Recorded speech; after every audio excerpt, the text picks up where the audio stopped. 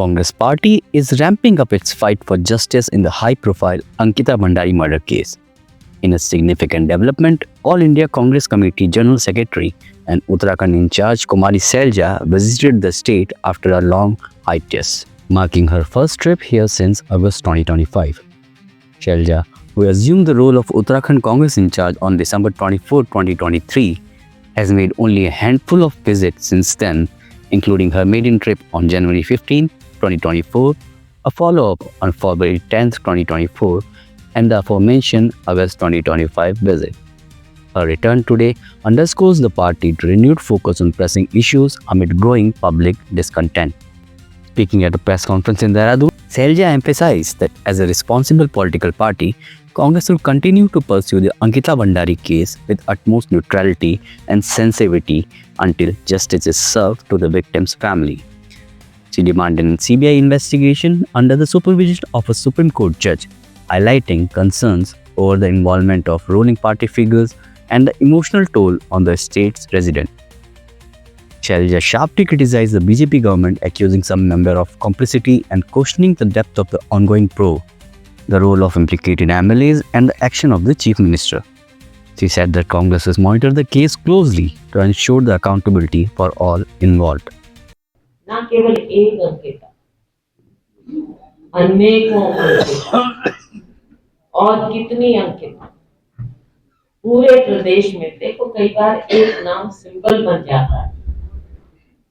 अंकिता भंडारी के नाम से आज सारे देश में, दुनिया में उत्तराखंड का नाम गलत तरह से सुर्खियों में आया, लेकिन कितनी अंकिता भंडारी हैं हम उत्तराखंड में ही देख सकते हैं, हर क्षेत्र में देख सकते हैं। और कितने ही ऐसे केस हैं जिसमें सत्ता पक्ष के लोग इन्वॉल्व। दलित महिलाओं की बात करें या कोई भी महिला, बहुत सी हमारी बहनें, बेटियां, बच्चियां, इतने केस। तो ये मामला भी कम महत्वपूर्ण नहीं, बहुत महत्वपूर्ण मामला है। इसने झिझोड़ के रख दिया। सबकी भावनाएं बहुत उत्तेजित हैं आज राज्य में। अब जो कहा जाता है कि कांग्रेस पार्टी इसको क्यों, कांग्रेस पार्टी क्यों नहीं उठाएगी? हम राजनीतिक दल हैं, हमारी जिम्मेवारी, अगर कहीं कोई भी ऐसा कार्य होता है तो जिम्मेवार राजनीतिक पार्टी होने के नाते, मुख्य विपक्ष होने के नाते ये हमारा कर्तव्य है कि हम इन मामलों को उठाएं। हमने उठाया है और हम उठाते रहेंगे। इसलिए उसके बारे में आपको डिटेल में हमारे अध्यक्ष जी बताएंगे, लेकिन ये मुद्दा भी हम उठाते रहेंगे। और जो मांग है कि एक न्यायिक सुप्रीम कोर्ट जज की देखरेख में सीबीआई इस मामले को देखे, इसकी पूरी इंक्वायरी हो, कौन वीआईपी रहे, क्या कुछ रहा, अभी तक के मामला एफआईआर के मामले हैं, वीआईपी कौन, क्यों नहीं गहराई में गए, कौन उस समय की जो विधायक, उनका क्या रोल रहा, क्यों आधी बिल्डिंग ध्वस्त कर दी गई, एविडेंस खत्म किया गया, मुख्यमंत्री का क्या उस समय रहा, क्यों नहीं इस मामले को गंभीरता से लिया गया। और आज इतने दिन बाद अब कहते हैं, अगर सुनने में आ रहा है तो पता चल जाएगी, आपके माध्यम से ही हमको पता चलेगा कि शायद इस चीज को अच्छा हम सीबीआई को दे रहे थे। बात सीबीआई की नहीं है, पहले दिन क्यों नहीं किया आपने? और सीबीआई पर आज के दिन बुरा ना माने कोई, लेकिन सीबीआई पर अब देश में लोगों का कितना विश्वास है। Echoing Selja's stance, Uttarakhand Congress President Ganesh Kordial adopted a firm tone, warning that the case has jeopardized the safety and future of thousands of young women in the state. He accused authorities of tampering the evidence and deliberately using bulldozer at the crime scene as part of a premeditated plan. Godial reiterated the demand for a CBI probe, noting that the family and the society remain dissatisfied with the special investigation team's effort.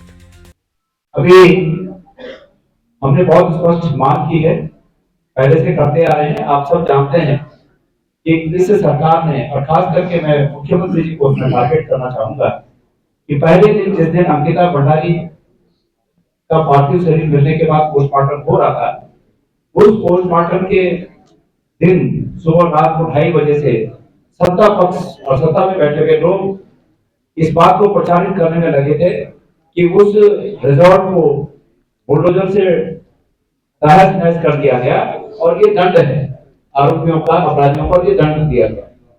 लेकिन जब हम लोग वहां गए, Congress party वहां गई, media वहां गए, वहां का स्थानीय मीडिया वहां था, तो तब पता चला कि तब हमने कहा कि ये तो सबूत नष्ट करने का एक साजिश है। अगर आरोपियों की संपत्ति को नुकसान पहुंचाना मकसद था तो आरोपियों की संपत्ति वहां से 20 किलोमीटर की दूरी पर हरिद्वार में उनकी कोठी है, वो गिरानी चाहिए थी। लेकिन चूंकि वो एविडेंस स्थल था, घटना स्थल था, वहां एविडेंस थे, उन एविडेंसों को जानबूझकर नष्ट कराया गया। मुख्यमंत्री जी इस जवाबदेही से नहीं कर सकते कि ये उनकी मर्जी के बिना हुआ। क्यों? कि मुख्यमंत्री जी ने इसको स्वयं प्रचारित किया कि हमने वो प्रॉपर्टी ध्वस्त की। पौड़ी गढ़वाल की पुलिस ने ऑफिशियल पेज से इसको प्रचारित किया। पुलिस के सबसे आला अधिकारी उन्होंने अपने ऑफिशियल पेज से सोशल मीडिया पे इसको प्रचारित किया कि मुख्यमंत्री जी के आदेश से उस कमरे को ध्वस्त किया गया। और आप लोग सब जानते हैं इस बात को, कमरे को ध्वस्त किया गया, आग लगाई गई और उसके बाद जो और भी जो बचा खुचा था उसको पानी में डाल दिया गया। ये सिर्फ और सिर्फ इसलिए हुआ कि फॉरेंसिक जांच में सबूतों को न आने दिया जाए। सीसीटीवी कैमरे सब तोड़ दिए गए, खत्म कर दिए गए। तो हमारा प्रश्न ये है कि अंकिता भंडारी ने मरने से पहले ही बात जब जाहिर की कि एक वीआईपी के लिए उसको दबाव बनाया जा रहा है, उसकी जान को खतरा है, तो निश्चित रूप में उसकी जान उस वीआईपी के लिए दी गई। सरकार को ये बताना चाहिए कि वो वीआईपी कौन है। दूसरी बात, जो लोग सत्ता में बैठे हैं, सत्ता में बैठे हुए लोगों ने ही वो सबूत नष्ट किए, तो इसलिए हम न्यायिक जांच, न्यायिक देखरेख में सीबीआई की जांच की मांग कर रहे हैं, ताकि सत्ता में बैठे हुए लोग अगर न्यायिक देखरेख में जांच नहीं होगी तो वो अभी भी प्रभावित करें। In another boost for the Congress amid these call for accountability, today saw influx of nearly 24 retired officers and ex-servicemen joining the party at Rajiv Bhavan in Dehradun. Disillusioned with the BJP's failed policies, this distinguished individual, including former JCO from Indian Air Force Suresh Kumar, ex-Nayak Subedar from Garhwal Repal Bharat Lal, retired Naib Subedar from the Indian Army Bharat Singh, and SSB officer Suchendra Singh Khatri pledged their support to the Congress ideology and leadership. State Congress President Ganesh Godial welcomed them, stating that their experience and integrity signal the public's desire for a change. Former Chief Minister Harish Rawat added that these veterans will strengthen the party's fight against anti-people policies, corruption, and threat to democracy.